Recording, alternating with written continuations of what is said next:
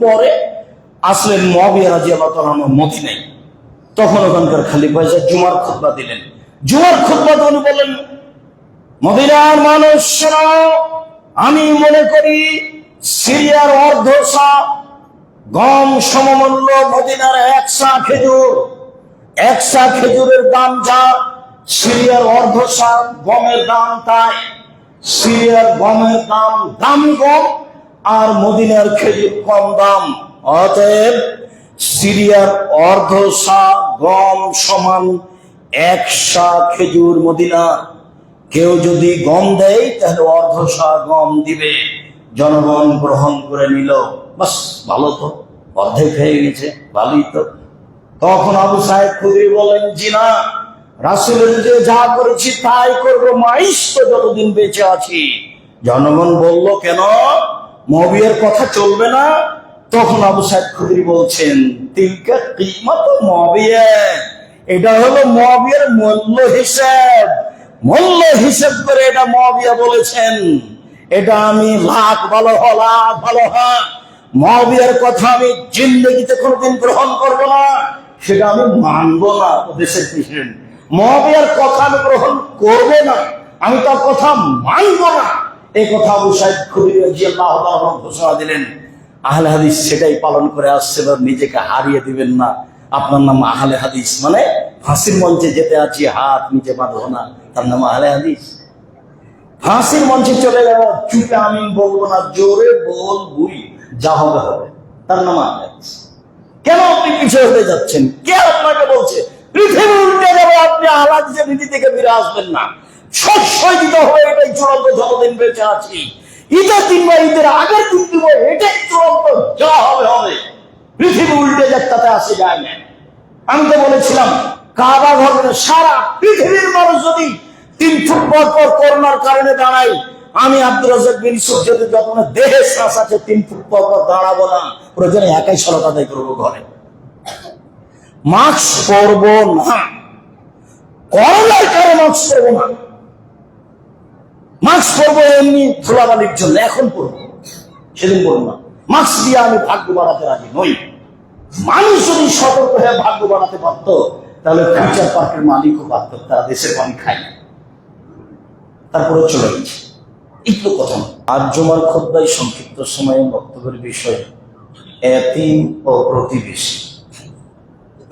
এতিম ও প্রতিবেশী নিয়ে আমরা এক গুরুত্বপূর্ণ সংক্ষিপ্ত তথ্যবহুল বিবরণের চেষ্টা করব ইনশাআল্লাহুল আজিজ। খুতবা শেষের দিকে আমাদের আরো জরুরি প্রয়োজনীয় কিছু কথা থাকতে পারে। এতিম ও প্রতিবেশী অতীব গুরুত্বপূর্ণ বিষয়, যার ফলাফল জাহান্নাম, যার ফলাফল জান্নাত। এতিম ও প্রতিবেশী নিয়ে আল্লাহ তাআলা বলেন, আ'বুদুল্লাহ ওয়া লা তুশরিকু বিহি শাইআ। পৃথিবীর মানুষ, তোমরা এক আল্লাহর ইবাদত করো, তার সঙ্গে বিন্দু মাত্র শিরক শরীক করো না। কথা ও কর্মে শিরক করো না। ওয়াবিল ওয়ালিদাইনি ইহসানা, আর পিতামাতার সাথে ভালো আচরণ করো। অবিদিল কুরবা, নিকট আত্মীয়র সাথে ভালো আচরণ করো। ওয়াল ইয়াতামা, এতিমদের সাথে ভালো আচরণ করো। ওয়াল মাসাকিন, ফকির মিসকিনদের সাথে ভালো আচরণ করো। ওয়াবিজারিল জুনুব ওয়াস সাহিবি বিল জামবে, প্রতিবেশী, নিকট প্রতিবেশী এবং দূর প্রতিবেশীর সাথে ভালো আচরণ করো। সফরে চলার সময় সাথে যে আছে তার সাথে ভালো আচরণ করো। অবনিস সাবিল, পথিকের সাথে ভালো আচরণ করো। মামালাকাত আইমানুকুম, আর বাড়ির কাজের মেয়ে দাস দাসী, তাদের সাথে ভালো আচরণ করো। ইন্নাল্লাহা লা ইউহিব্বু কুল্লা মুখতালিন ফাখুর, নিশ্চয়ই আল্লাহ তাআলা বিশ্বাসঘাতক অহংকারীকে পছন্দ করেন না। সম্মানিত মসজিদের মুসল্লি, এক আয়াতে আল্লাহ তাআলা এক লম্বা আলোচনা করলেন।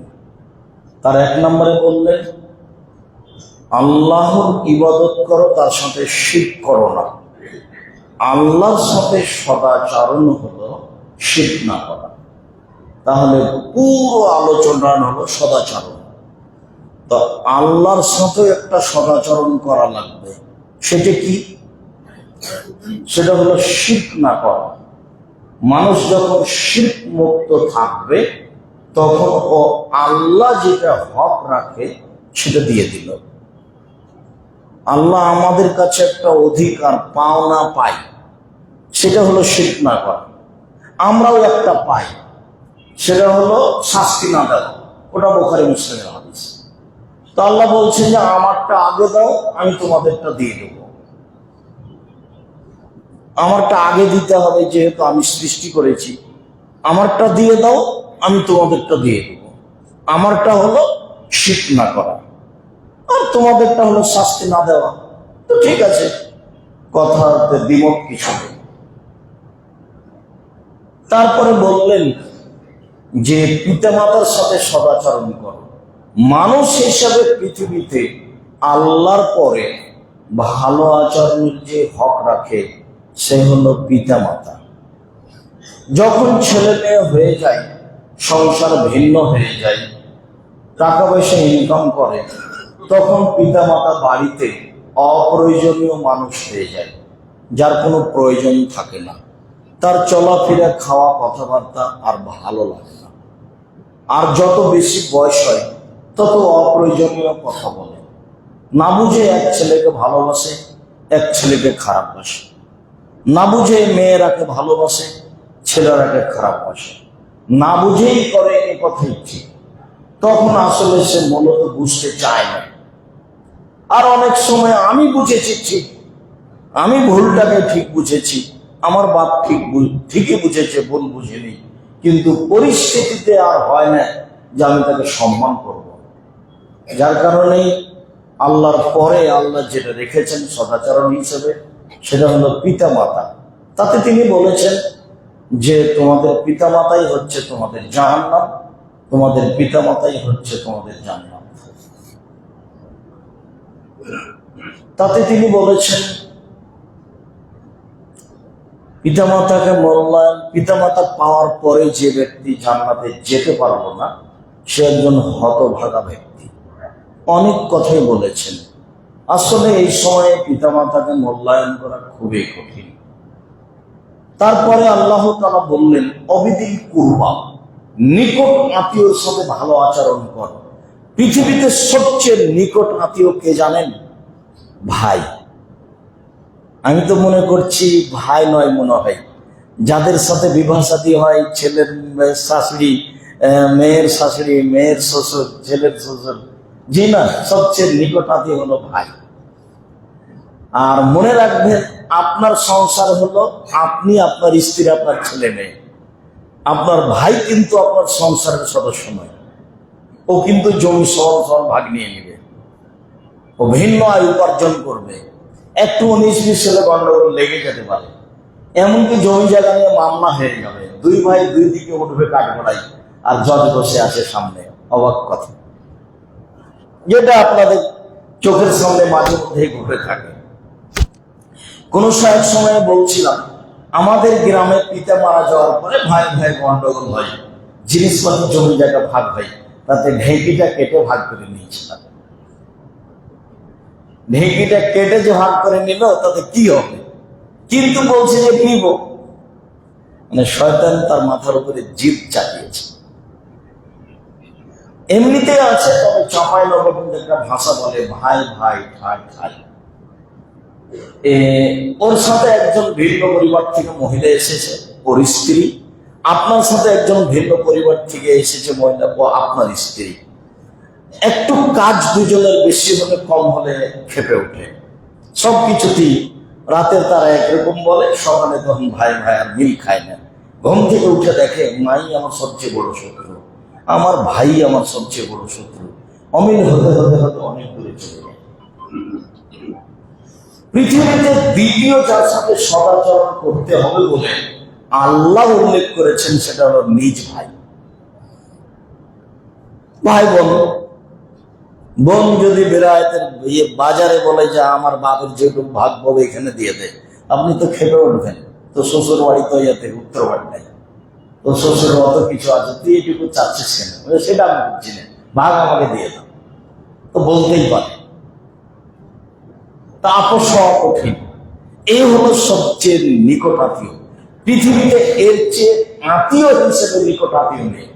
আর বাপ আত্মীয় নয়, ওখান থেকে শুরু হয়েছে, বাপ মা আত্মীয় নয়। পৃথিবীতে সবচেয়ে নিকট আত্মীয় হলো ভাই বোন, অবিদিল কুরবা। এরপরে যেটা আমরা উল্লেখ করলেন সেটা হলো এতামা, এতিম। সাধারণত চাচা এতিম লালন পালন করে, দাদা এতিম লালন পালন করে, তাদের জমিদারাও থাকতে পারে, তাদের আত্মীয়তাও থাকতে পারে, মর্মে তাকে ভালো দেখাশোনা করতে হবে। এদেশে অনেকে এতিম লালন পালন করে। আপনাদেরও এই পাড়াতে, এই বেড়াতে মাদ্রাসা মসজিদ আছে, এতিম লালন পালন করে অনেকে। যদিও আমার মাঝে মধ্যে আফসোস হয়, এটা কেমন হল? ওরা কারা? ওরা মিরপুরে কমে মাদ্রাসা চালাতে পারে, ওরা আহলে হাদিস মানুষ। ওরা কারা? ওরা যাত্রাবাড়িতে আহলে হাদিস চালাতে পারে, মাদ্রাসা চালাতে পারে। হাজি কি মাওলাদ হাজি একাই, ওরা মাদ্রাসা চালাতে পারে, নাজিরা বাজার চালাতে পারে। ওরা হলো পাঁচরক্ষী ফকির গুরু, ওরা মাদ্রাসা চালাতে পারে। একটা মাদ্রাসা বেড়াইতে চলে না। কি এতিমখানা খুলে রেখেছে নাকি হিফজখানা আছে? আপনি হিফজখানাকে কি মনে করেন? এই ছেলে মেয়ে যদি ভবিষ্যতে ভালো পড়াশোনা লেখাপড়া না করে, তাহলে এই প্রতিষ্ঠানগুলো আপনিও দায়ী। আপনি কি মনে করছেন কোরআন হিফজ করাটাই বিদ্যা? কোরআন হিফজ কি কোনো বিদ্যা হলো? আপনার নাস ফালাক মুখস্থ আছে, ওর তার চেয়ে বেশি আছে। আপনার কি মুখস্থ আছে? নাস ফালাক ইখলাস, ওর তার চেয়ে বেশি আছে। আপনিও কিছু জানেন, ওও কিছু জানেন, দোনো বরাবর, দুইজনই সমান। তাহলে ওর জন্য ভালো শিক্ষার একটা ব্যবস্থা করতে হবে, যার নাম কওমি মাদ্রাসা। ভালো শিক্ষক রাখতে হবে, টাকা পয়সা খরচ করতে হবে, দামি শিক্ষক রাখতে হবে। জামিয়া সালাফের একজন শিক্ষকের পিছনে লাখের মতো খরচ আছে মাসে। 300 জন শিক্ষক শিক্ষিকা আছে জামিয়া সালাফে, 300 জন। মদিনা বিশ্ববিদ্যালয়ের এক ডক্টর 4 মাস থেকে গেলেন জামিয়া সালাফে, 4 মাস এখনো আছে, সপরিবারও থাকলেন। জামিয়া সালাফে মদিনা বিশ্ববিদ্যালয়ের ডক্টর, মদিনাতেই তাদের বাড়ি, মসজিদে নববীর প্রতিবেশী। ওর পিছনে আমার প্রায় 15 লক্ষ টাকা খরচ আছে 4 মাসে। এমনি একটা প্রতিষ্ঠান চালু করে দিলেন, সেটা চলবে। ভালো শিক্ষার ব্যবস্থা করতে হবে, সেটা আপনাদের করা উচিত। কেন করতে পারেন না আল্লাহ ভালো জানে। বলছিলাম এতিম, এতিম লালন পালন, ওই কথা থেকে এসেছে কথা। জামিয়া সালাফে 519 জন এতিম আছে, 519 জন এতিম আছে জামিয়া সালাফে। 5000 ছেলে মেয়ে আছে, 300 জন শিক্ষক শিক্ষিকা আছে। তো আপনার তো ভাবা দরকার, এটা আপনার প্রতিষ্ঠান। আরো আপনি পরে যেটা বলতে চেয়েছিলাম এখন বলে রাখি, এদেশে একটাই প্রতিষ্ঠান জামিয়া সালাফিয়া যার নিচে কিছু নেই। মিরপুর চলে, মিরপুরের আহলে হাদিস দ্বীপ। নাজিরা বাজার চলে, নাজিরা বাজারের আহলে হাদিস দ্বীপ। যাত্রাবাড়ি চলে, যাত্রাবাড়ির আহলে হাদিস দ্বীপ। পাঁচরখি চলে, পাঁচরখির আহলে হাদিস দ্বীপ। কিন্তু জামিয়া সালাফে এরকম কোন প্রতিবেশী বা তার সাথে আছে লোক, এরকম চলে না। ওর নিচে কিছুই নেই, ওর আছে আপনি আর আমি। আল্লাহ আপনার সাহায্যে আছে। জামিয়া সালাফের মাসে 32 লক্ষ টাকা খরচ হয়। রমজান মাসে লাগে 48 লক্ষ, কুরবানিতে লাগে 48 লক্ষ।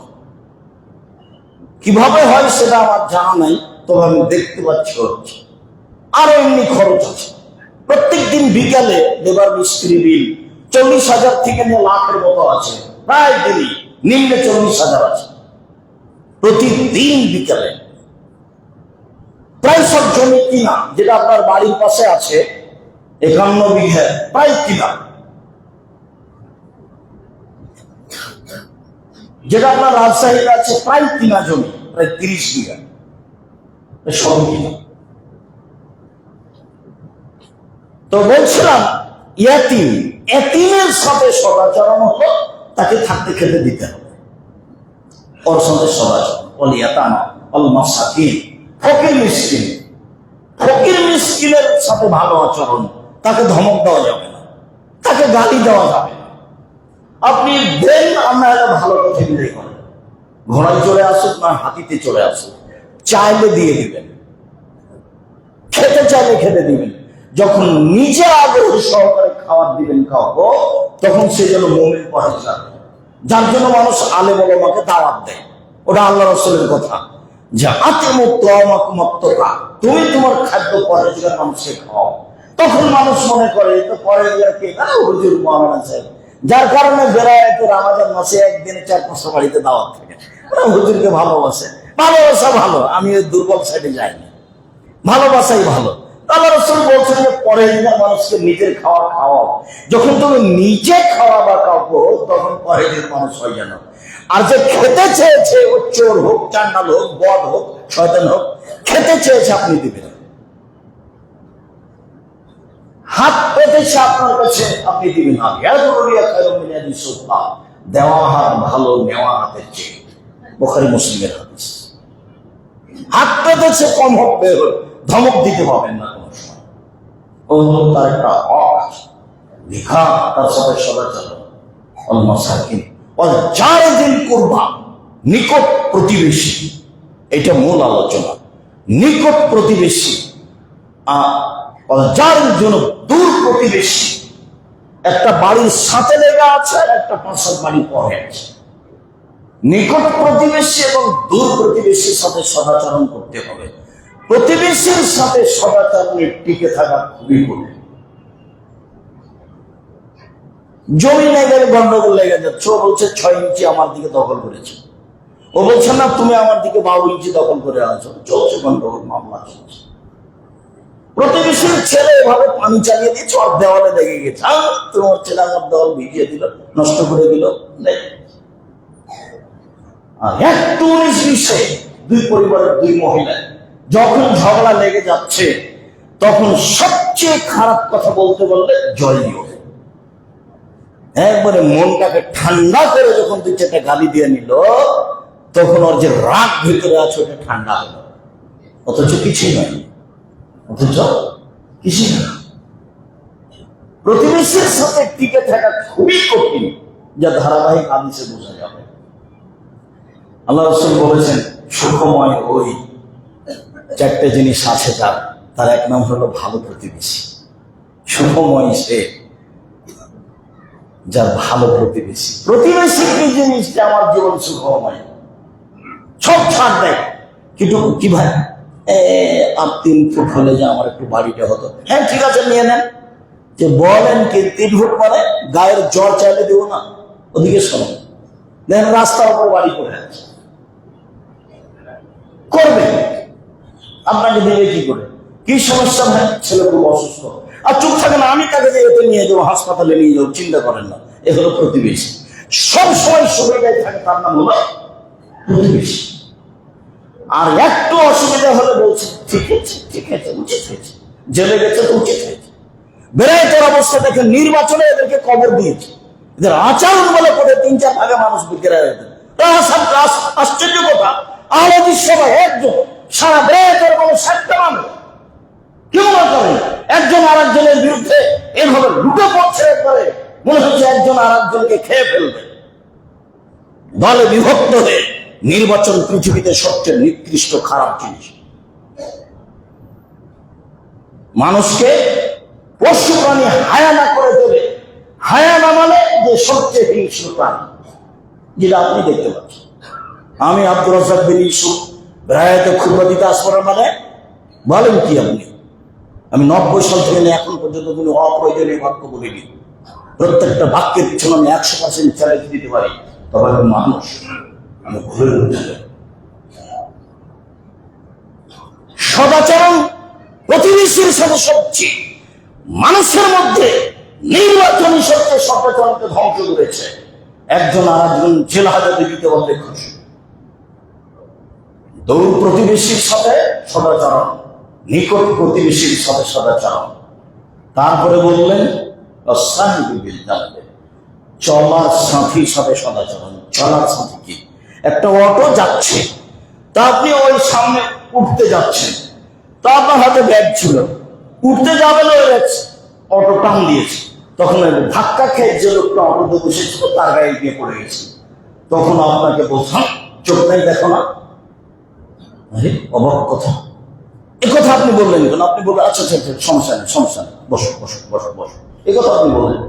আপনি কেন বললেন যে চোখ নাই, দেখে উঠো না, হিসাব নাই? ব্যাগটা আমার মাথায় এসে লেগে গেল। চলার সাথীর সাথে সদাচরণ, বুঝাতে পারি না মনে হয়। চলার সাথীর সাথে সদাচরণ।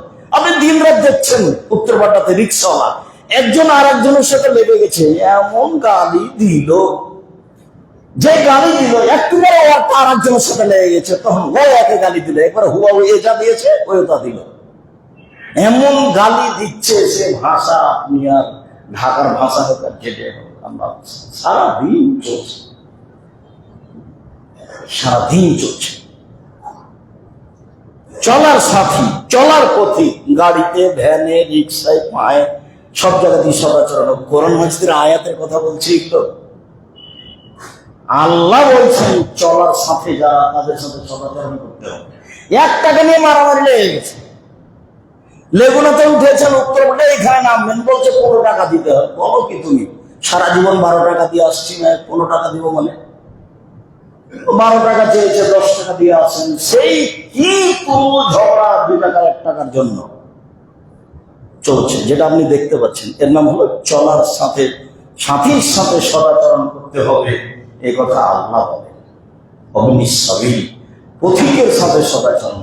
পথিককে ও বলছে যে আমার বাড়ি নোয়াখালী, এই মসজিদে ওইটা বলছে, কি হয়েছে, আমার 300 টাকা পকেট ছিল, হারিয়ে গেছে, একটু টাকাটা দিতে হবে।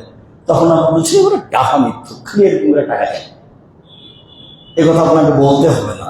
আপনি বলতে পারেন, উপদেশ দিন, দেখো এটা তোমার অভ্যাস যদি হয় তাহলে খুব খারাপ। 300 টাকা আমি তোমাকে 50 টাকা দিলাম, আপনি 50 টাকা দিয়ে বিদায় দেন। আপনি তাকে কেন বললেন? তোর স্বাভাবিক খারাপ, তুই খালি মিথ্যা করে এবার টাকা দেয় করেছে। তো কাল দেখিনি ওই যে উত্তরপাড়া মসজিদে দেখেছি, তুই বলছিলি যে আমার টাকা হারিয়ে গেছে, আমার বাড়ি নোয়াখালী। পথিকের সাথে সদাচরণ করতে হবে, পথিকের সাথে সদাচরণ করতে হবে, এ কথা আল্লাহ বলেন। দাস দাসী, কাজের মেয়ের সাথে সদাচরণ করতে হবে, কথা আল্লাহ বলেন। কাজের মেয়ের সাথে, কাজের মেয়ে সারাদিন বাড়িতে কাজ করছে, এ কথাই ঠিক। তাকে গালি দিতে হবে না, এ কথাই ঠিক। তাকে যখন তখন বকা দিতে হবে না, এ কথাই ঠিক। তার কাছে কোনো জিনিস নষ্ট হয়ে যেতে পারে, এ কথাই ঠিক। তরকারিতে লবণ বেশি হতে পারে, এ কথাই ঠিক। আপনি তাকে ভদ্র ভাষায় বুঝাতে থাকেন, এ কথা আল্লাহ বলছে। কাজের মেয়ের সাথে সদাচরণ করতে বলছেন আল্লাহ। পরের শেষ বাক্যটা আল্লাহ বললেন, বিশ্বাসঘাতক অহংকারীদের আল্লাহ ভালোবাসেন না। এই বাক্য কেন? উপরে যে সবটাই টিকাতে পারবে না সে হলো অহংকারী। বাপ মাকে এড়িয়ে চলে, অহংকারী। ভাইয়ের সাথে এড়িয়ে চলে, অহংকারী। এতিমের সাথে এড়িয়ে চলে, অহংকারী। প্রতিবেশীর সাথে এড়িয়ে চলে, অহংকারী। দূর প্রতিবেশীর সাথে এড়িয়ে চলে, অহংকারী। চলার পথিকের সাথে একবারে দামি গাড়ি আর একটা গাড়ির সাথে একটু ঠেকেছে, নেমে গিয়ে যে বললো, বেটা তুই চিনিস আমাকে? কি যে বলছে তার কোনো ধুলাই তোমাকে কি চিনব? তুমি একটা শুক্র কীটের তুচ্ছ পদার্থের তৈরি, বীর্যের তৈরি। তুমি পাল্টা বলতে হবে, হ্যাঁ তোমাকে তো আমি খুব চিনি। আল্লাহ বলেছেন যে তুমি দুর্গন্ধময় বীর্যের তৈরি। আল্লাহ বলছে কিসের অহংকার করিস তুই? তোকে তো আমি তুচ্ছ বীর্য দিয়ে সৃষ্টি করেছি, তোর কি দাও আছে? বহু জায়গাতে কথা বলেছে। এখন রিক্সাওয়ালা যদি বলতে পারে তাকে, হ্যাঁ আপনার খুব ভালো চিনি, আপনি দুর্গন্ধময় তুচ্ছ বীর্য দিয়ে সৃষ্টি, আপনাকে চিনি তো একদম ভালো করে। উচিত শিক্ষা হবে। গাড়ি একবার ঠেকে যেতেই পারে, রাস্তায় গাড়ি চললে কারো গাড়ির সাথে লেগে যাবে না? কি ফেরেশতা চালাচ্ছে নাকি? সব শেষে বললেন অহংকারীকে আল্লাহ পছন্দ করে না। তার মানে প্রত্যেকটা জায়গাতে যতটা ঈশ্বর বলে আসলো, সব জায়গাতে মানুষ অহংকারী হিসেবে ধরা পড়তে পারে। সব জায়গাতে মানুষকে মাটির মানুষ হিসেবে পরিচয় দিয়ে আসতে হবে। আল্লাহ দুর্গম গিরিপথ অতিক্রম করতে পারবো না। আমাদের একটা মালা খাবো। মোহাম্মদ সাল্লাল্লাহু আলাইহি ওয়াসাল্লাম, আপনি কি বলতে পারেন দুর্গম গিরিপথ কি? তাহলে দাস দাসীকে মুক্ত করে দাও, অথবা ক্ষুধার্ত অবস্থায় মানুষকে খেতে দেওয়া,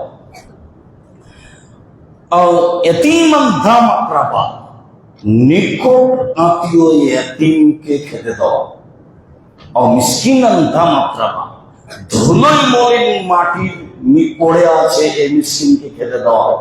এরা সব দুর্গম গিরিপথ অতিক্রম করতে পারলো মানে এরা জান্নাতে চলে গেছে। যারা এতিমের সাথে, ফকির মিসকিনের সাথে ভালো আচরণ করতে পারে। আল্লাহ তাআলা বলেন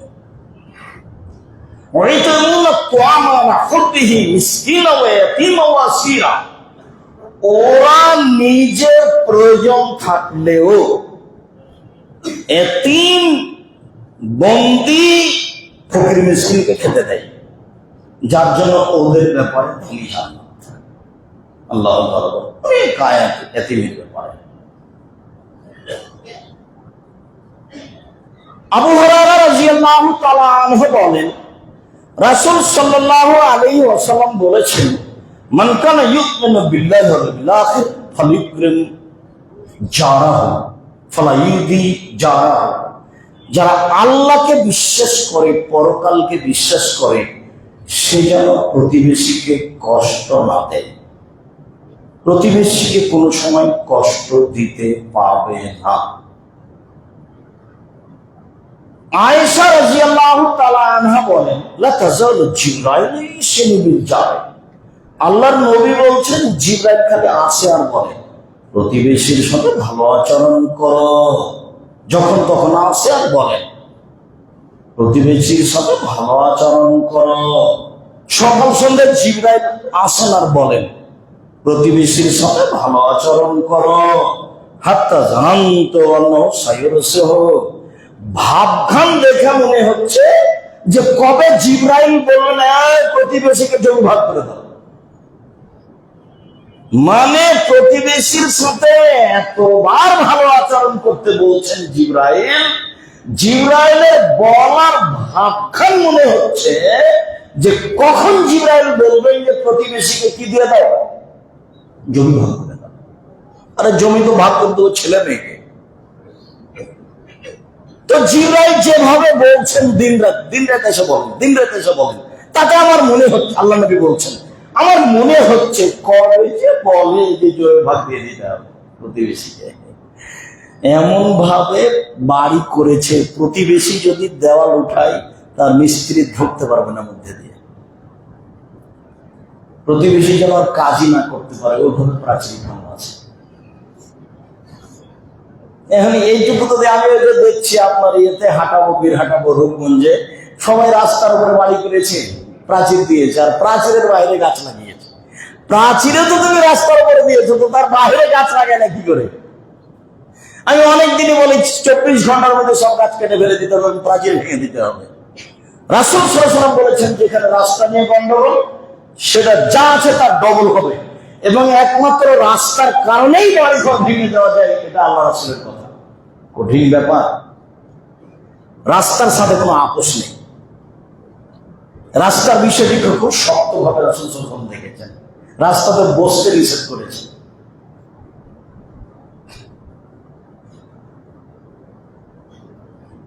আবু হুরায়রা রাদিয়াল্লাহু তাআলা আনহু বলেন, রাসূল সাল্লাল্লাহু আলাইহি ওয়াসাল্লাম বলেছেন, ইয়া মাশারান নিসায়ে লা তাকারান্না জারাতুন লিজারাতিহা। প্রতিবেশী মহিলা শোনো, পৃথিবীর সকল মহিলা শোনো, প্রতিবেশী মহিলাদের তুচ্ছ মনে করো না। প্রতিবেশী মহিলাকে তুচ্ছ মনে করো না। ওয়ালাউ ফিরছে না সাতিন, সময়ে সময়ে প্রতিবেশী মহিলার কাছে দিয়ে পাঠায়, ছাগলের খুর হলেও। মানে প্রতিবেশী হক রাখে, একদিন তরকারি দিয়ে আসিও, একদিন কলা দিয়ে আসিও, একদিন ইফতারি দিয়ে আসিও।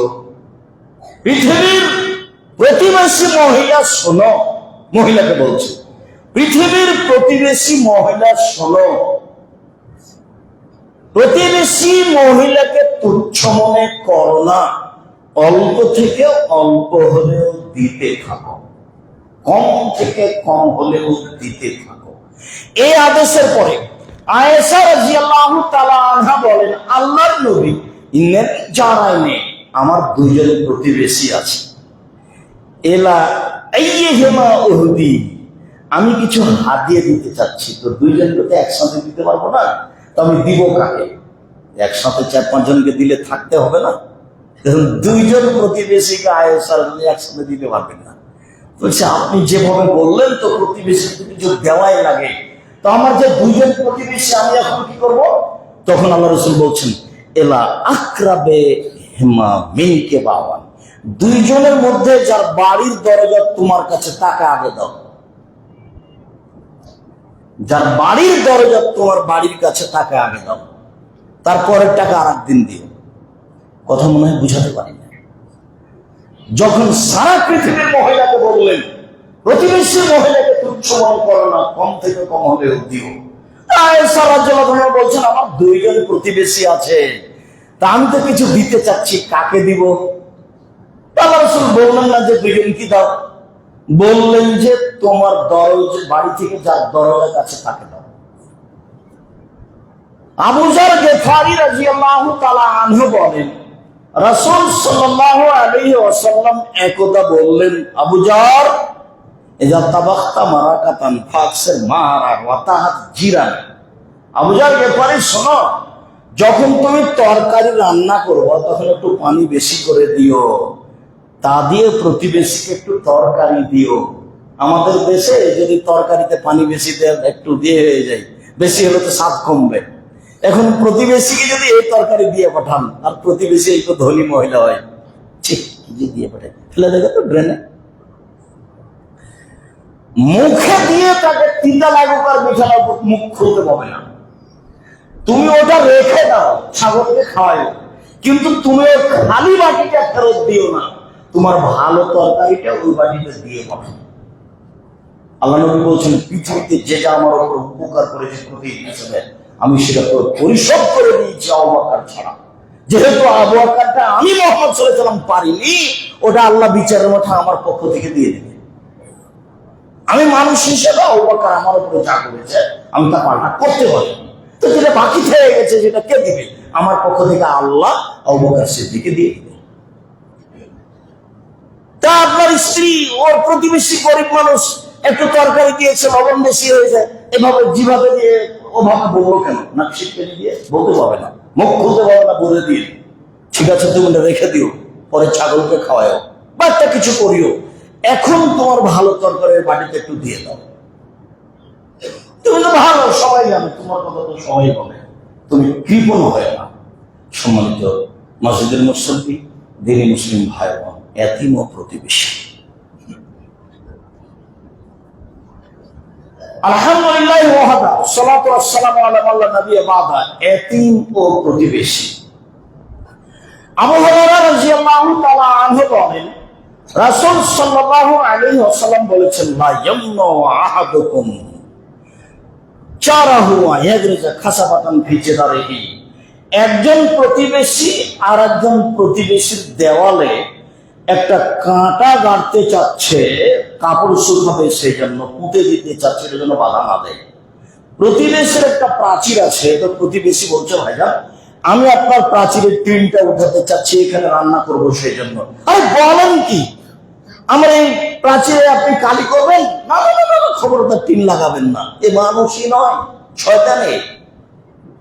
এই প্রতিবেশীর সাথে জিভে লাগান, কালি ডালে রাখবে, আর চিন্তা করেন না, চাল লাগিয়ে দেন, রান্না বান্না করে খান, কোনো সমস্যা নেই। ভাইজান, আমার প্রাচীর থেকে আপনার প্রাচীরে আমি একটা রশি লাগাতে চাচ্ছি একটু কাপড় চোপড় শুকানোর জন্য। না না, খবরদার, ওই প্রাচীর আপনি কাঁটা মারিয়ে না, প্রাচীর নষ্ট হয়ে যাবে। এই ভালো মানুষ নয়। কোন সমস্যা নেই, ভেঙে একটাতে আসে যান, আপনি কাঁটা মারেন দিয়ে আপনি রশি বাঁধেন, কাপড় শুকান, কোনো সমস্যা নেই। এ হলো প্রতিবেশী। আর যার চলে ভালো প্রতিবেশী। আল্লাহ রাসূল কোথায় কোথায় হাত দিচ্ছেন বুঝতে পারছেন? এ দেখেন, আব্দুল্লাহ ইবনে আব্বাস রাদিয়াল্লাহু তাআলা বলছেন, লাইসাল মুমিন আল্লাযী ইয়াসবাউ জারু জামবিহি। ওই হাদিস ঠিক, যেটা আগে থেকেই শুনি, যে ওই ব্যক্তি মুমিন নয় যে ব্যক্তি তৃপ্তি সহকারে খায়, প্রতিবেশী ক্ষুধার্ত, ও মুমিন নয়। তার মানে আপনি সম্ভাব্য প্রতিবেশীর খোঁজ নেবেন, এই কথা রাসূল সাল্লাল্লাহু আলাইহি ওয়াসাল্লাম বলেন। আবু হুরায়রা রাদিয়াল্লাহু তাআলা আনহু বলেন, রাসূল সাল্লাল্লাহু আলাইহি ওয়াসাল্লাম বলেছেন, আউয়ালু খাসমাইনি ইয়াউমাল কিয়ামাহ জারান।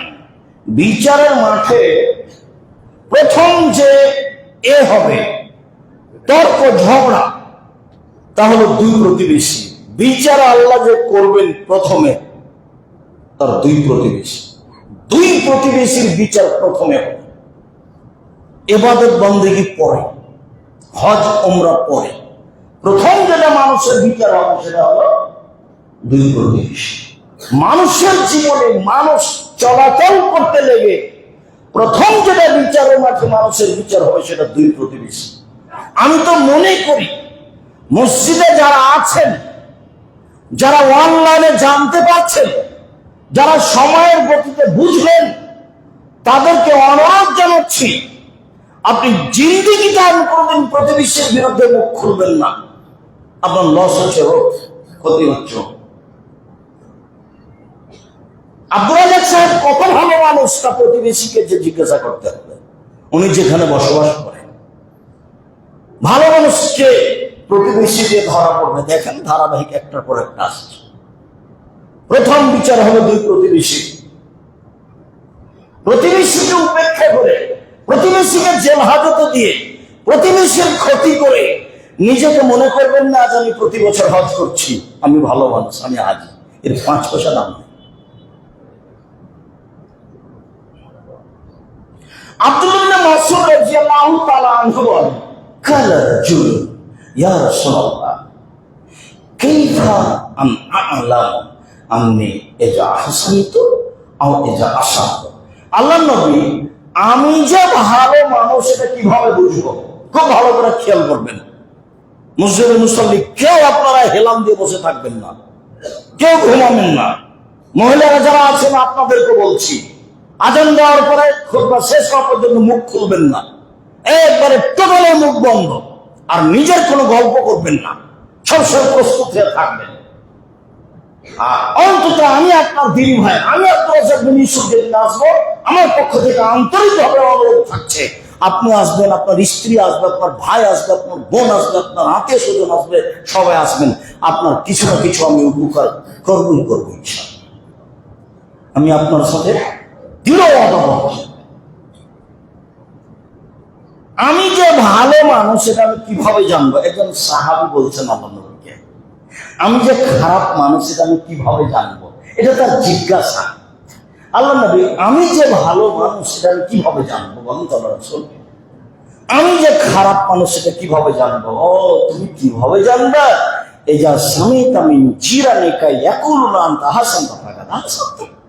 যখন তোমার প্রতিবেশী বলবে তুমি ভালো, তখন তুমি ভালো। ওই যা সামিতা মিন আসাতা ফাকাদ আসাতা, যখন তোমার প্রতিবেশী বলবে তুমি খারাপ, তখন তুমি খারাপ। এ বাক্য কিন্তু আমার নয়, এই বাক্য কোনো মনুষ্যের নয়, এ বাক্য উমারের নয়, এ বাক্য আবু বকর সিদ্দিকের নয়, এ বাক্য স্বয়ং মুহাম্মদ সাল্লাল্লাহু আলাইহি ওয়াসাল্লাম। যখন তোমার প্রতিবেশী বলবে তুমি ভালো, তখন তুমি ভালো। যখন তোমার প্রতিবেশী বলবে খারাপ, তখন তুমি খারাপ। আপনার আহলে হাদিস মানুষ, বেড়াইতে একটা ঐতিহ্যবাহী গ্রাম, একটা বড় জায়গা, সেখানে কেন আপোষে এত দ্বন্দ্ব থাকবে? একজন আর একজনের বিরুদ্ধে যাবে কেন? সবাইকে একজন হয়ে থাকতে হবে। সব মসজিদের নিয়ম কানুন একই হবে। একজন আর একজনের একটা ঐকান্তিক ভাবে ভালোবাসে থাকতে হবে।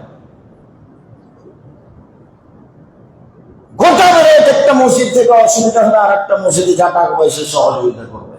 একজন জিজ্ঞাসা করছে মসজিদের জিনিস কি ব্যক্তিগতভাবে ব্যবহার করা যায়? যেমন মসজিদের পানির লাইন আমি বাড়িতে ব্যবহার করছি বা টয়লেটের পানি, জি না, মসজিদের কোনো জিনিস কেউ ব্যক্তিগতভাবে ব্যবহার করতে পারবে না। মসজিদের টাকা পয়সা কোটি কোটি আছে, ব্যাংক আছে, যেই ব্যাংকেই থাক না কেন, টাকা বাড়ছে, এই টাকা ফকির মিসকিনকে দেওয়া যাবে না। কেন? এটা কোনো মালিক নাই, ওই টাকা ওই ব্যাংক টাকার সাথেই থাকবে যেভাবেই পারবে। ভালো মন্দ বিবেচনা হয় মালিক থাকবে, তো এই টাকার তো মালিক নাই। এই টাকা যখন যারা সেক্রেটারি সভাপতি হবে তখন তারা বৈধভাবে ব্যবহার করবে। আর মসজিদের টাকা মাদ্রাসায় নিয়ে যাওয়া যায় না, এটা হলো পৃথিবীতে সবচেয়ে সম্মানী জায়গা। মাদ্রাসার টাকা মসজিদে নিয়ে আসা যাবে, মসজিদের টাকা মাদ্রাসায় নিয়ে যাওয়া যাবে না। মসজিদের এই মসজিদের প্রয়োজন না থাকলে আর এক মসজিদে খরচ করতে হবে, আর এক মসজিদের প্রয়োজন না থাকলে এই মসজিদে নিয়ে আসবে, মসজিদের টাকা মসজিদে যেতে হবে। পৃথিবীতে সবচেয়ে হাই মানের জায়গা হলো মসজিদ। এর কোন সম্পদ কোন জায়গায় ব্যবহার হবে না, এর কোন সম্পদকে ব্যক্তিগত ব্যবহার করতে হবে না। এমনকি মসজিদে রান্না করার জন্য 5টা দেগ আছে, বড় বড় পাতিল আছে, কেউ ব্যক্তিগত বিবাহের অনুষ্ঠান নিয়ে যেতে পাবে না। যদি নিয়ে যাই তাহলে অন্তত 50 টাকা ভাড়া দিয়ে নিয়ে যেতে হবে। মোতালি সাহেব, বাজারে তো দেখ ভাড়া নিলে 500 টাকা লাগে, তো আমি মসজিদে নিয়ে যাচ্ছি 100 টাকা দিব। আচ্ছা ঠিক আছে, 100 টাকাই হোক, কিন্তু সেটা বিনিময়ে হতে হবে। কেউ ব্যক্তিগত ভাবে সরিষা সম্পর্ক সুবিধা ভোগ করতে পারবে না। সম্মানিত মসজিদের প্রতিবেশী, রাসূল সাল্লাল্লাহু আলাইহি ওয়াসাল্লাম বলছেন যে খায়রুল আসহাবে ইনদাল্লাহি খায়রুল সাহিবিহি, সবচেয়ে ভালো মানুষ সেই আল্লাহর কাছে যে তার বন্ধুর কাছে ভালো। সবচেয়ে ভালো স্বামী ওই যে তার স্ত্রীর কাছে ভালো। সবচেয়ে ভালো স্ত্রী সেই যে তার স্বামীর কাছে ভালো। ও খায়রুল জিরানি ইনদাল্লাহি খায়রুল লিজারিহি, সবচেয়ে ভালো প্রতিবেশী সেই যে তার প্রতিবেশীর কাছে ভালো। সবচেয়ে ভালো মানুষ সেই যে তার প্রতিবেশীর কাছে ভালো। কথাগুলো কিন্তু রাসূল সাল্লাল্লাহু আলাইহি ওয়াসাল্লাম বলছেন। আব্দুর রহমান কুরাদি রাদিয়াল্লাহু তাআলা আনহু বলেন যে একটা লোক বলছে রাসূলুল্লাহ সাল্লাল্লাহু আলাইহি ওয়াসাল্লাম পাঁচশো মোহাম্মদ সাল্লাল্লাহু আলাইহি, একদিন আল্লাহর নবী ওযু করছিলেন, তো ওযুর অবশিষ্ট পানিগুলো সাহাবীরা নেওয়ার জন্য খুব হুড়াহুড়ি করছে, গায়ে দেওয়ার জন্য বাকি ওযুর পানি। আল্লাহ রাসূল এটা নিষেধ করতেন না, হুড়াহুড়ি করে নিচ্ছে। তখন আল্লাহ রাসূল বলছেন, মা ইয়ামালু ওয়ালা হাজাত, কি জিনিস তোমাদেরকে এত উৎসাহিত করলো? আমার বাকি পানি নেওয়ার জন্য হুড়াহুড়ি করছো কেন? তখন ওনারা বলছেন যে হকুল্লাহ রাসূলি, আপনাকে ভালোবাসি যে, আল্লাহকে ভালোবাসি যে, সেই জন্য আপনার অতিরিক্ত পানিটা নেওয়ার জন্য হুড়াহুড়ি করছি। তখন আল্লাহ রাসূল বলছেন, শোনো, মান সাররা ইউহিব্বুল্লাহ রাসূলাহু, যে চায় আল্লাহকে ভালোবাসতে, যে চায় রাসূলকে ভালোবাসতে, যে চায় আল্লাহ তাকে ভালোবাসুক, যে চায় রাসূল তাকে ভালোবাসুক, ফালিয়াতাসাদ্দাক হাদিসাহু ইযা সাদ্দাকা, তাহলে সেই জন্য সত্য কথা বলে। 1 2 ওয়াল ইউদ্দি আমানাতু ইলা উতুমিনা, মসজিদ মাদ্রাসার টাকা তার কাছে রাখা হলে সময়ে যেন প্রদান করে দেয়। 3 ফাল ইউহসিন জিরানাহু ওয়া জাওয়ারাহু, সেই জন্য প্রতিবেশীর সাথে ভালো আচরণ করে। আমার পানি নিয়ে ভালোবাসা দেখাতে হবে। শোনো, আল্লাহকে ভালোবাসে সেই, রসুলকে ভালোবাসে সেই, প্রতিবেশী ভাইকে ভালোবাসে যে। আল্লাহকে ভালোবাসে সেই, আল্লাহকে ভালোবাসে সেই, রাসূলকে ভালোবাসে সেই, যে কাকে ভালোবাসে ভুলে যাচ্ছেন মনে হয়, প্রতিবেশীকে ভালোবাসে। সম্মানিত মসজিদের মুসল্লি, যারা অনলাইনে আমাদের সাথে আছেন, যারা সময়ের গতিতে আমাদের বক্তব্য অবগত হবেন, তাদেরকে আমরা আরো সতর্ক সহকারে বলতে চাই যে আবু হুরায়রা রাদিয়াল্লাহু তাআলা আনহু বলেন একটা লোক বললো আল্লাহ রাসূলের কাছে, আল্লাহ রাসূল ফুলানা তাযকুরু মিন কাসরাতি সালাতিহি ওয়া সিয়ামিহি ওয়া সাদাকাতিহা কান্নাহা তুজিরানহা বিলিসানিহা। আল্লাহ নবী, বলা হচ্ছে যে অমুক মহিলা বেশি বেশি সালাত আদায় করে, তাহাজ্জুদ পড়ে, অমুক মহিলা বেশি বেশি সিয়াম পালন করে, নফল সিয়াম থাকে, অমুক মহিলা বেশি বেশি দান খায়রাত করে, তবে মুখ দিয়ে প্রতিবেশীকে কষ্ট দেয়। আল্লাহ রাসূল বলেন হিয়া ফিন্নার, ও জাহান্নামে যাবে। তাহলে দান খায়রাত সালাত সিয়াম হজের ফলাফল কি? জাহান্নাম। আবার বলা হচ্ছে আল্লাহ রাসূল তুযকারু ইন্না ফুলানাতান কিল্লাতা সিয়ামিহা ওয়া সাদাকাতিহা ওয়া সালাতিহা। অমুক মহিলা বেশি বেশি কম কম সালাত আদায় করে, কম কম সিয়াম পালন করে, কম কম দান খায়রাত করে, ইন্নাহা তাসাদ্দাকা বিলাসরিন আকিতিন, আর একটু ভাঙাচোরা পনির দান করে, পনির একটু সামান্য দান করে, একটু সামান্য পনিরটা টুকরা দান করে, তবে ফালা ইউজিরাহু মিন লিসানিহা, সে মুখ দিয়ে কাউকে কষ্ট দেয় না, সে মুখ বন্ধ রাখে, চলে স্বাভাবিক গতিতে, কাউকে কষ্ট দেয় না, প্রতিবেশী কষ্ট, বাবা হিয়া ফেই খান না, ও জান্নাতে যাবে। দান তো দামি জিনিস, সালাত তো দামি জিনিস, সিয়াম তো দামি জিনিস, ফলাফল জাহান্নাম। কম দেওয়া তো ভালো হলো না, একেবারেই কম দেয়। কম দেওয়া বলতে বলতে একটা পনিরের টুকরা দেয়, এত বড়খান কিছু দেয়, তো মুখে কাউকে কষ্ট দেয় না, ফলাফল জাহান্নাম। প্রতিবেশীর সাথে ভালো আচরণ করতে না পারলে জাহান্নাম হবে, এ কথাই ঠিক। প্রতিবেশীর সাথে ভালো আচরণ করতে পারলে জান্নাত হবে, এ কথাই ঠিক। আমি অনুরোধ জানাচ্ছি যে নির্বাচন বা কোনো কিছুকে সামনে রেখে জিন্দিগিতে কারোর বিরুদ্ধে মুখ খুলবেন না। ও আপনার দূর প্রতিবেশী, আপনার এই পাড়ায় বাড়ি, বেড়াইতে ওই পাড়ায় তার বাড়ি, তাহলে ও আপনার দূর প্রতিবেশী। আর আপনার ঘরের সাথে যে আছে সে হলো আপনার নিকট প্রতিবেশী। এ কথা আল্লাহ বলছেন। নিজে করেন নিজে খান, নিজে করেন নিজে খান, দিন মজুরি করে হোক, তাহলে ব্যবসা বাণিজ্য করে হোক, যেভাবে হোক, কারোর সাথে তো এইসব ঘোরাঘুরি করার দরকার নেই। নিজে খাই, নিজে চলি, নিজে উপার্জন করি, নিজের ছেলে নিজে মেয়ে দেখি, বাস। ৫ ওয়াক্ত সালাত আদায় করবেন, হালাল রুজি উপার্জন করবেন, তো আড্ডা পেটবেন না, জান্নাত হবে ইনশাআল্লাহ। ৫ ওয়াক্ত সালাত আদায় করবেন, আর কিছু লাগবে না, আর একটু হালাল রুজি উপার্জন করবেন, মানুষের সাথে আড্ডা পিটা, কারোর সাথে খারাপ আচরণ করবেন, জান্নাত হবে ইনশাআল্লাহ। সম্মানিত মসজিদের মুসল্লি, শেষের দিকে চলে আসলাম। আবু হুরায়রা রাদিয়াল্লাহু তাআলা আনহু বলেন, ইন্না রাজুলান শাকা ইলা নবী সাল্লাল্লাহু আলাইহি ওয়াসাল্লাম কাসওয়াতা কালবিহি। একটা লোক রাসূলের কাছে এসে বলছে যে আমার অন্তরটা খুব শক্ত, ফকির মিসকিনে দেখলে মন চলে যায়, যখন ভিক্ষা চায় ছট ছট ছট। একটা মানুষ খালি যদি আমাকে বলে আমার ছেলেটার হাত ভেঙে গেছে, 20,000 টাকা লাগবে ভাইজান, টাকা টাকসাল আছে নাকি, তোমার জন্য টাকা জমা করে রেখেছি, যাও এখান থেকে। মানে মানুষের অসুবিধা সহ্যই করে না, বলছে আমার অন্তরটা খুবই শক্ত আল্লাহ নবী, কারোর সমস্যা আমার অন্তর সহ্য করে না। তাহলে মানুষের অন্তর এরকম হয়, কারো অসুবিধা দেখতে পারে না। তখন আল্লাহ রাসূল বলছেন, এই ইনসারাসাল ইয়াতীম আতিম মাসাকিন ইয়ারিকু কালবাক, এতিমের মাথায় হাত দিবা, শোনো, এতিমের মাথায় হাত বোলাবা, হ্যাঁ, আর ফকির মিসকিনকে খেতে দিবা, অন্তর নরম হয়ে যাবে। আল্লাহ রাসূলের মুখের কথা। এই যে এতিমের মাথায় হাত দেওয়ার কথা আল্লাহ রাসূলের কথা বটে। আমরা তো মা চাচির মুখে শুনেছি যে এতিমের মাথায় হাত দিতে হয়, এটা আল্লাহ রাসূলের মুখের কথা, যে এতিমের মাথায় হাত দিবা, একটু হাত বলে দিবা, কেমন আছো, কি খাও, আব্দুর রাজ্জাক সাহেব তোমাদেরকে কি খাবার দেয়, সকালে কি খাও, বিকালে কি, শুনলেন, আপনি কিছু করতে পারেন না পারেন, এতিমের মাথায় হাত দিবেন আর ফকির মিসকিনকে খেতে দিবেন, ইয়ারিকু কালবুক, তাহলে তোমার অন্তর নরম হয়ে যাবে। এই কথা আল্লাহ নবী বলছেন। সাদ ইবনে সাদ রাদিয়াল্লাহু তাআলা আনহু বলেন, রাসূল সাল্লাল্লাহু আলাইহি ওয়াসাল্লাম বলেছেন, আনা ওয়া কাফির ইয়াতীম ফিল জান্নাহ হাকাদা, যে ইতিমের অনুকরণ করবে সে আর আমি জান্নাতে হবে থাকবো।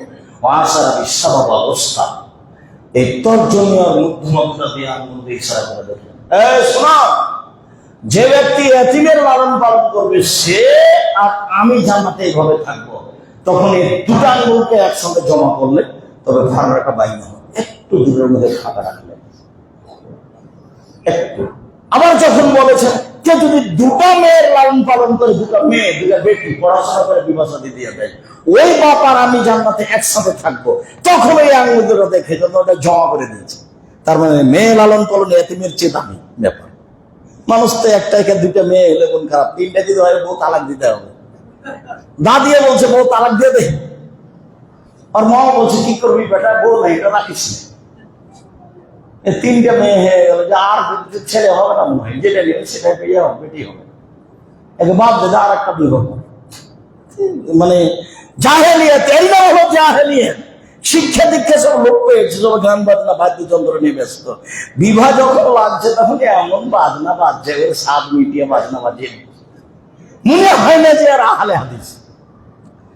বাজনা ছাড়াও বিবাহ শাদী হয়, চুক্তি ছাড়াও প্রোগ্রাম হয়, শ্বশুর বাড়ি থেকে কিছু না নিয়েও মানুষের সংসার চলে, ছেলে মেয়েকে উচ্চ পর্যায়ে শিক্ষা দেওয়া যায়, বিবাহ শাদী দেওয়া যায়। যদি কোথাও না পান তাহলে আপনি আমার সাথে কথা বলেন, আমি আপনাকে দেখিয়ে দিই বাজনা ছাড়া বিবাহ শাদী হয় কিনা। সম্মানিত দিনী ভাই বোন, সদা সারা প্রতিবেশী, প্রতিবেশী এতিম, এতিম ও প্রতিবেশী। দেখেন প্রতিবেশী এতিম নিয়ে আল্লাহ রাসূল কত কথা বলছেন। বলছেন যে লায়াত খোলার জান্নাত আল্লাহ ইয়ামান জারুহু বায়াকাহু, যে তার প্রতিবেশীকে কষ্ট দেয় সে জান্নাতে যাবে না। হাদিস বুখারী মুসলিম। আবার বলছেন আল্লাহু লা ইলাহা, আল্লাহর কসম ও মুমিন নয়, আল্লাহর কসম ও মুমিন নয়, আল্লাহর কসম ও মুমিন নয়। কিলা ভানিয়া রাসূল, কে মুমিন নয়? আপনি যে বারবার বলছেন ও মুমিন না, সেটা বলবেন না কে? তখন বলছেন মাল্লা ইয়ামান জারুহু বায়াকাহু, যে তার প্রতিবেশী কষ্ট দেয় সে মুমিন নয়। প্রতিবেশীকে যে কষ্ট দেয় সে জান্নাতে যাবে না, প্রতিবেশীকে যে কষ্ট দেয় সে মুমিন নয়, প্রতিবেশীকে যে কষ্ট দেয় সে জান্নাতে যাবে না, প্রতিবেশীকে যে কষ্ট দেয় সে মুমিন নয়। আবু হুরায়রা যে ঘটনা বলছেন, একদিন আল্লাহর নবী বলছেন আবু হুরায়রা পাঁচটা জিনিস নাও তো, তুমি আমল করো, নাকি যে আমল করবে তাকে শিখিয়ে দাও। হ্যাঁ আমি আমল করবো, বলেন কি পাঁচটা জিনিস বলেন। তখন আল্লাহ রাসূল বলছেন এক, ইত্তাকিল মাহারিমা, হারাম থেকে বেঁচে থাকো। তখন আবাদান নাসে, তুমি সবচেয়ে বড় পরহেজগার, হারাম উপার্জন করবে না, তুমি সবচেয়ে বড় পরহেজগার। দুই, ইরজাবে মাকাসামুল্লাহ তাকুন আবনান নাস, আল্লাহ তোমাকে যেটা দিয়েছে সারাদিনে তুমি 200 টাকা ইনকাম করেছো, সকালবেলাতে গরুটা জবাই করতে পারলে 500 টাকা হয়ে যেত, তো এখন একটু দেরি করে করেছো, 200 টাকা উপার্জন হয়েছে, তুমি এতে সন্তুষ্ট হয়ে যাও, তুমি সবচেয়ে বড় ধনী। তিন, আহসানুল যায়, প্রতিবেশীর সাথে ভালো আচরণ করো, তখন মুমিনান, তাহলে তুমি মুমিন হয়ে যাওয়া, তুমি মুমিন। কেন? তুমি প্রতিবেশীর সাথে ভালো আচরণ করো, তুমি মুমিন। আইবালিন্না আছে মাতুহলি নাফসিক, নিজের জন্য যেটা ভালোবাসো আর একজনের জন্য সেটাই ভালোবাসো, তখন মুসলিমান, এখন তুমি মুসলিম। দুইটা মেশক নিয়েছেন, দুটা মেশক, একটা আমাকে দিবেন আর একটা আপনি নেবেন। আপনি আগে একটা নিতে পাবেন না, আমার সামনে ধরতে হবে। আব্দুর রাহিম সাহেব নেন, কোনটা নেবেন? আমার নেওয়ার পরে যেটা আপনার থাকবে সেটা আপনি নেবেন। এখন আপনি মুসলিম। টাকা দেওয়ার সময় আগে ভালোটা দিতে হবে। টাকা এখানে 1 কেজি বেগুন কিনেছেন, তো দেখছেন যে সবচেয়ে খুঁজে খুঁজে দেখছে ছিঁড়ে টাকাটা, কই কালো টাকাটা, ওটা দিচ্ছেন। একটু পরে তো সুন্দরটা দিবেন। আল্লাহ রাসূল বলছেন সুন্দরটা দিয়ে শুরু করো, তাহলে তুমি মুসলিম। এত আলোচনা আল্লাহ রাসূল করেছেন, উপদেশ বইটা সংগ্রহ করবেন। আমি জানি না যে আপনি আমার কথাগুলোর সাথে একমত নাকি। আমি আপনাকে বলতে চাচ্ছি, আমি অহংকার করিনি, গৌরব করিনি, আপনাকে আমি খুব ভালোবাসি। আমি মুখে জাতিকে কোনোদিন ফাঁকি দিইনি, আমি কলমে জাতিকে কোনোদিন ফাঁকি দিইনি, মিডিয়াতে আমি জাতিকে কোনোদিন ফাঁকি দিইনি। অতএব বের হওয়ার সময় বই পুস্তক যা কিছু আছে আপনি কিনে নেবেন, আপনি পড়বেন, আপনার বন্ধু বান্ধব আত্মীয় স্বজন খালাপুবু সবার জন্য নিয়ে যাবেন। আর আপনি পড়লে এই কাজটা ভালোভাবে চলবে, কেন পিছনে খরচ আছে। আর আমি কোনো ব্যবসায়ী নই যেটা আমি নিজে ছাপে আপনার কাছে দিতে পারবো, আমি খুব স্বাভাবিক মানুষ। এই জন্য বইগুলোকে খুব যথাযথভাবে মূল্যায়ন করবেন। সম্মানিত মসজিদের মুসল্লি, কথা শেষে চলে আসলাম। শেষে চলে এসে বলছি যে আব্দুল্লাহ ইবনে ওমর বলছেন, আল্লাহ রাসূল বলেছেন, ফারাজা রাসূলুল্লাহ সাল্লাল্লাহু আলাইহি ওয়াসাল্লাম যাকাতাল ফিত্রে শাআন মিন শাইরিন ওয়া শাআন মিন তামরিন। একশা ফিতরা ফরজ করেছেন আল্লাহ সগীরে ওয়াল কবীরে, ছোট বড় সবার উপরে, ওয়াল যাকারে ওয়াল উনসা, মহিলা পুরুষ সবার উপরে, ওয়াল হুররি ওয়াল আবদে, দাস দাসী ফকির মিসকিন ধনী গরিব সবার উপরে। ভিক্ষা করে খায় তাকে ফিতরা দিতে হবে, যে ভিক্ষা করে খায় তাকে ফিতরা দিতে হবে। আমার বেহান তুয়াদ্দা কাবলা খরুজিন নাসিল মুসাল্লাহ, আর দিবে ঈদের দিন ফজরের সালাতের পরে, যেদিন ঈদের মাঠে যাবে। রাসূলের শিষ্টাচার ছিল ঈদের দিনে দেওয়া, সকালে ফিতরা বের করে ঈদের মাঠে যাবে। আব্দুল্লাহ ইবনে ওমর থেকে 29-30 তারিখে ফিতরা দেওয়া যায়, এটুকু শহীদ সাহাবী আসার পাওয়া যায়। 21শে রমজানে ফিতরা বের করার কোনো প্রশ্নই আসে না। 23, 24, 25, 26, 27 ফিতরা বের করার কোনো প্রশ্নই আসে না, অসম্ভব। যেটা বলছি সেটাই থাকবে কিয়ামত। ঝাঁকি দিয়ে কোনো লাভ নাই, কথা এটাই। এটাই সুন্নাত, যেটা 20-25 বছর আগে বাপকে দেখছিলেন যে ঈদের মাঠে যাওয়ার পূর্বে কি করা হচ্ছে, ধান চাউল ফিতরা বের করে, ওটাই সুন্নাত। ঈদের দিনই হতে হবে। বন্টন সুবিধা মতো হবে, যেদিন পারবেন সেদিন বন্টন হবে। বন্টন নিয়ে হোড়াহুড়ি কিছু নেই। অতিরিক্ত যদি করতে চাই তাহলে 29শে রমজান বা 30শে রমজান, যা করেছেন ভুল হয়েছে, ফিরে আসতেই হবে। কোন কথার দিকে চোখ দিয়ে কোনো লাভ নেই। এটাই হাদিস, এটাই সহিহ হাদিস। এর বিকল্প পথে কোনো লাভ নেই। আর ফিতরা দিয়ে, টাকা দিয়ে ফিতরা আদায় হবে না। সারা পৃথিবীর মানুষ যদি টাকা দিয়ে ফিতরা আদায় করে, সারা পৃথিবীর মানুষের গুনাহগার।